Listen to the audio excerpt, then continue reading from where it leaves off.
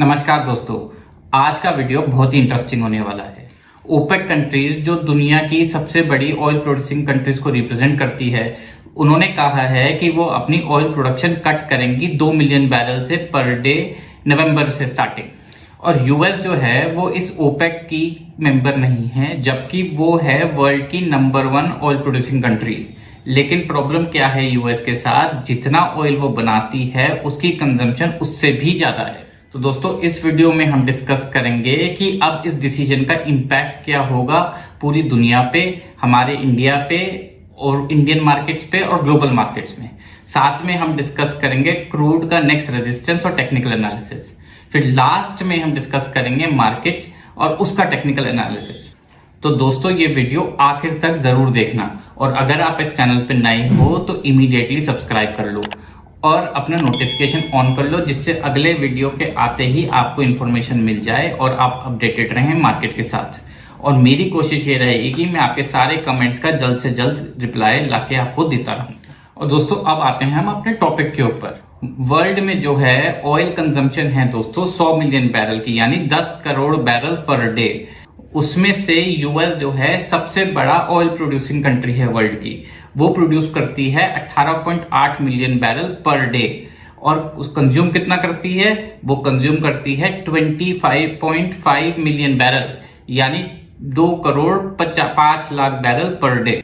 तो दोस्तों, इसका मतलब है उसको शॉर्टेज या उसका डेफिसिट जाता है 1.7 मिलियन बैरल पर डे का। उतना ऑयल उसको बाहर से दूसरे देशों से खरीद के इंपोर्ट करना पड़ता है। तो अब जब ओपेक कंट्रीज जो एक सरप्लस ऑयल प्रोड्यूस करती हैं वो अपनी प्रोडक्शन कम करेंगी तो ऑयल के प्राइस ऑटोमेटिकली राइज होना स्टार्ट हो जाएंगे। अभी recently US president Joe Biden ने रिजर्व से रिक्वेस्ट की कि उनको यूएस रिजर्व में से 10.2 बिलियन बैरल्स की और सप्लाई दी जाए। अब देखा जाए तो ये 10.2 मिलियन बैरल्स यूएस के डेफिसिट को सिर्फ एक हफ्ते तक ही कवर कर सकते हैं। और प्रॉब्लम क्या है कि यूएस रिजर्व्स जो ऑयल के हैं वो ऑलरेडी 40 ईयर लो के ऊपर हैं। अब इकोनॉमिस्ट का तो मानना है कि ये बहुत ही गलत स्ट्रैटेजी है, क्योंकि ऑयल रिजर्व जो हैं वो सिर्फ और सिर्फ बनाए गए हैं एक इमरजेंसी में यूज होने के लिए। अब उसके लिए यूएस प्रेसिडेंट जो बाइडेन का क्या कहना है? वो कहते हैं कि मेरे को प्राइस स्टेबिलिटी लाने के लिए और अपनी शॉर्टफॉल मीट करने के लिए इस सप्लाई की सख्त जरूरत है। लेकिन दोस्तों, यूएस के इलेक्शन भी हैं 8 नवंबर 2022 को। तो इकोनॉमिस्ट कहते हैं ये एक पॉलिटिकल एजेंडा बनाया जा रहा है इलेक्शन जीतने के लिए, क्योंकि एंड ऑफ द डे जब नवंबर में ओपेक सप्लाई कट करेंगे तो प्राइस तो बढ़ने ही है, उसको कोई नहीं रोक सकता। पर दोस्तों, ये तो सिर्फ शुरुआत है।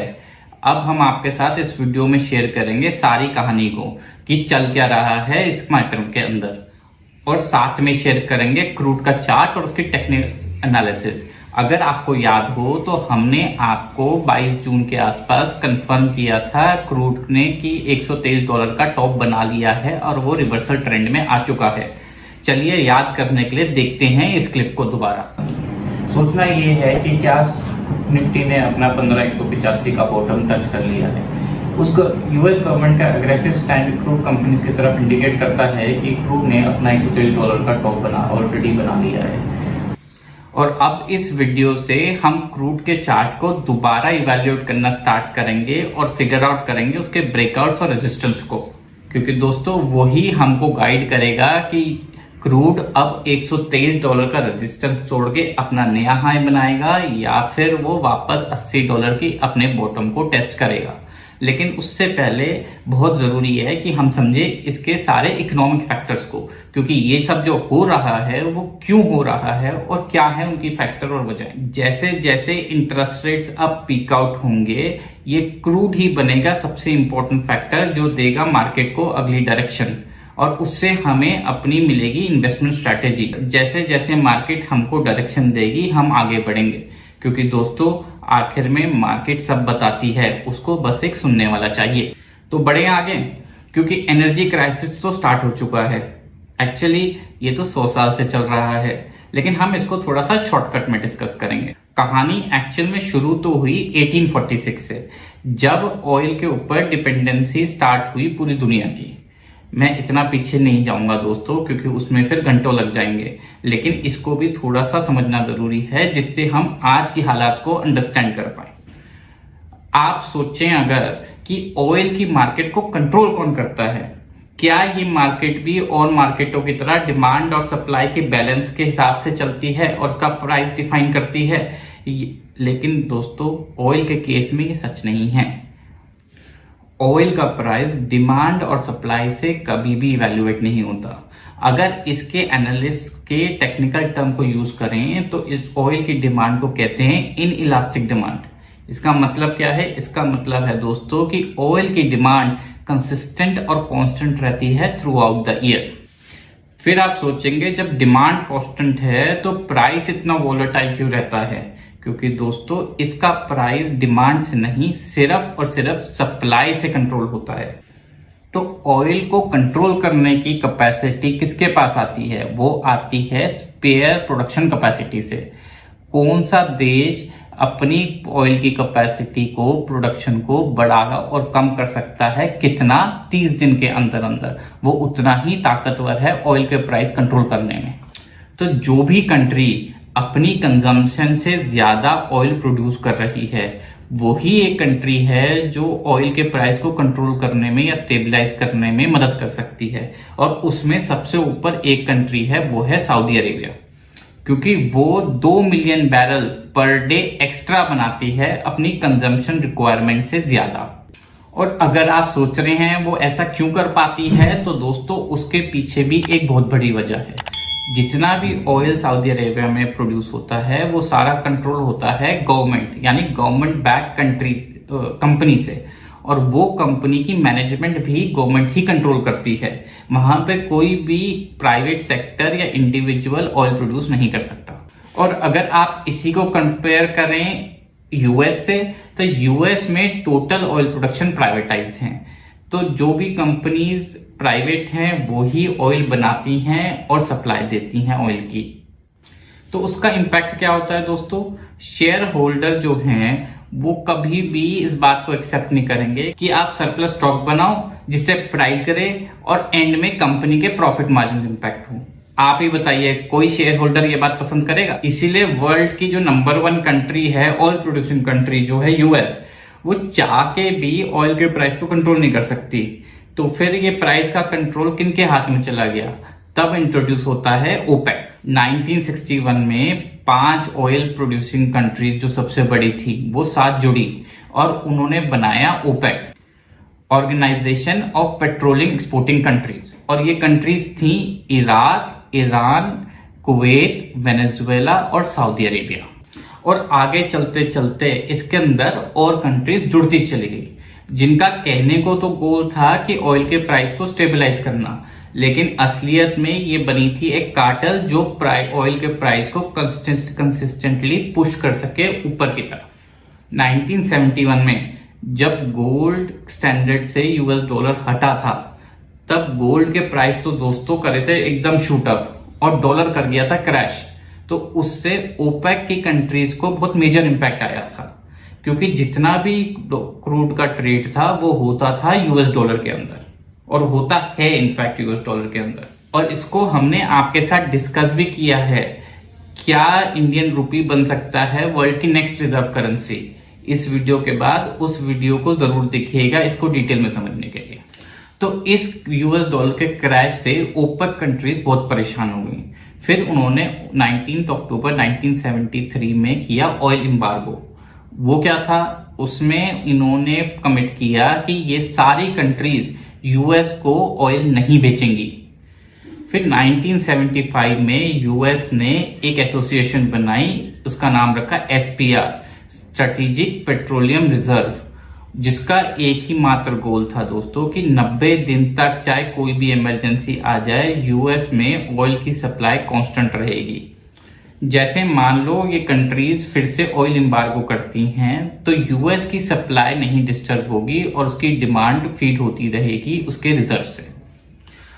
और 1984 से अभी तक कभी भी ऐसा नहीं हुआ है कि यूएस एसपीआर के पास जो स्टॉक है वो ऑयल का वो 450 बिलियन बैरल के नीचे गया हो अभी तक। तो ये जो लेवल इसका अब पहली बार नीचे गया है, उसकी वजह क्या है? उसकी वजह है दोस्तों 31 मार्च 2022 की announcement bye US president Joe Biden.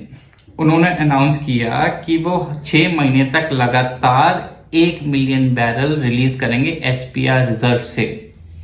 1 million barrel दोस्तों पर डे। और अब उन्होंने नई डिमांड रखी है कि 10.2 मिलियन बैरल और रिलीज कर दो मेरे को इसी रिजर्व से। लेकिन दोस्तों एसपीआर में शॉर्टेज होना ही एक वजह नहीं है इस ऑयल प्राइस की अनस्टेबिलिटी का। ओपेक कंट्रीज ने 10 और कंट्रीज के साथ मिलके इंक्लूडिंग रशिया ये अनाउंस किया है कि नवंबर स्टार्ट होते ही वो अपनी प्रोडक्शन कट करेंगे 2 मिलियन बैरल पर डे से। तो इस बात से दोस्तों यूएस तो अपसेट होगा ही, और अपसेट होने के साथ उसने ये तक कह दिया कि ओपेक कंट्री सपोर्ट कर रही है रशिया को यूक्रेन के वॉर के अंदर। इस स्टेटमेंट के अगेंस्ट सऊदी अरेबिया ने भी कह दिया कि ये मैटर आपके बारे में नहीं है, ना ही ये रशिया यूक्रेन के वॉर के बारे में है, और ये मैटर है सिर्फ ये इंटरेस्ट रेट राइज को कंट्रोल करने के लिए और जो ये वर्ल्ड इकोनॉमी स्लो डाउन हो रही है इसको संभालने के लिए अपने देश को, क्योंकि उनके हिसाब से तो 6 महीने में रिसेशन आने ही वाला है। और उन्होंने तो यहां तक कह दिया अगर यूएस को और ऑयल चाहिए तो अपना खुद प्रोड्यूस कर ले। तो ये लड़ाई दोस्तों आगे चल के बहुत इंटरेस्टिंग होने वाली है। तो मैं आपको रेगुलरली इसके ऊपर पूरी अपडेट लाके देता रहूंगा, क्योंकि मुझे नहीं लगता अभी तक कोई भी चैनल इस मैटर को डिस्कस भी कर रहा है। तो अगर आपको ये वीडियो इंटरेस्टिंग लगा तो लाइक जरूर करें और कमेंट में अपनी ओपिनियन जरूर छोड़ें। और जैसा मैंने आपको प्रॉमिस किया है मैं आपके कमेंट के ऊपर रिस्पॉन्ड जरूर करूंगा। तो अब आते हैं अपने मेन मुद्दे पे कि स्टॉक मार्केट का क्या होगा। लेकिन दोस्तों उससे पहले हम देखेंगे अपने क्रूड ऑयल के चार्ट को। यूएस क्रूड $123 के टॉप को टच करा और उसके बाद वहां से गिरना स्टार्ट हुआ और गिरा दोस्तों 61% तक और टच किया उसने $76 का अपना नया लो।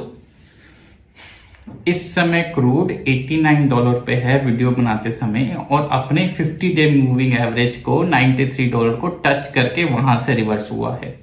तो दोस्तों अगर अब क्रूड 93.78 का अपना ये ब्रेकआउट तोड़ता है तो ऐसा पहली बार होगा हमारी पिछली वीडियो रिलीज होने के बाद कि क्रूड एक ट्रेंड रिवर्सल में आएगा और तब उसकी रैली सीधा $123 की रेजिस्टेंस पे जाके उसको टेस्ट करेगी और उसको तोड़ने की प्रोबेबिलिटी भी दोस्तों काफी हाई है।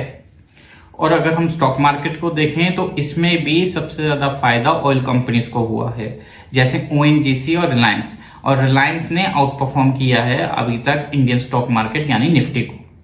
अगर अब हम थोड़ा सा निफ्टी की तरफ चलें तो निफ्टी ने 18,130 का हमने कहा था आपको कि ब्रेकआउट है जो उसने टच नहीं किया और वहां से वो रिवर्स करा। चलिए थोड़ा उस क्लिप को भी देख लेते हैं। हम आगे समय में अब थोड़ा दिखते हैं निफ्टी को। निफ्टी ने 18,000 टच किया और वहां से इमीडिएटली रिवर्स पे आया। उसने लो बनाया 17,158 का और वहां से फ्राइडे को क्लोज हुआ है 17,540 पे। अभी निफ्टी को कोई क्लियर डायरेक्शन नहीं है ग्लोबल क्यूज से, तो अभी निफ्टी आइसोलेशन में ही रहेगा लो वॉल्यूम्स के साथ, क्योंकि 19-20 को सितंबर को फेड्स ने अपना रेट हाइक अनाउंस करना है। दोस्तों अगर निफ्टी 17,158 का लो तोड़ता है तो वो उसका पहली बार होगा कि उसने अपना रिवर्सल ट्रेंड दिखाया है 15,180 से जब उसने अपनी रैली स्टार्ट की थी। और इसका भी पीडीएफ दोस्तों आप हमारी वेबसाइट से डाउनलोड कर सकते हैं। इसके साथ हमने आपको ये भी बताया था कि निफ्टी का रिवर्सल ब्रेकआउट है 17,140 का। तो इस बात से आपको ये तो क्लियर हो गया है कि निफ्टी अब एक बियर मार्केट के अंदर आ चुका है और एक बियर ग्रिप के अंदर है। अब उस ग्रिप को तोड़ने के लिए अब हमको इसका नया रेजिस्टेंस देखना होगा। वो रेजिस्टेंस दोस्तों हमको मिला है 17,438 पे। तो जब तक निफ्टी 17,438 को नहीं तोड़ता वो एक बियर मार्केट ग्रिप में ही रहेगा। और मार्केट ने दोस्तों अभी तक अपना नया बॉटम नहीं बनाया है, तो थोड़ा पेशेंट रहें और मार्केट को अपना बॉटम बनाने दें, क्योंकि मार्केट सब बताती है दोस्तों, उसको बस एक सुनने वाला चाहिए। और अब सीजन आ गया है कॉर्पोरेट रिजल्ट्स का, तो जैसे जैसे रिजल्ट्स आएंगे और सबसे इंटरेस्टिंग रिजल्ट्स के ऊपर मैं आपके साथ अपनी ओपिनियन शेयर करता रहूंगा। और साथ में अगर आप जानना चाहते हैं कैसे दो इकोनॉमिक फैक्टर ग्रोथ और इन्फ्लेशन इंपैक्ट करते हैं मार्केट साइकिल्स को, तो इस वीडियो को जरूर देखिए। गुड बाय एंड जय हिंद।